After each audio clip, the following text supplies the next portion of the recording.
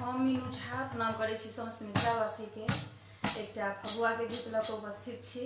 रचनाकार अनिल झा जी छथिन और समस्त मिथिलावासी के फगुआ के बहुत बहुत शुभकामना। जय मिथिला, जय मिथिला। बलम जी फगुआ एलै, बलम जी यौ बलम जी, कहो कोन रंग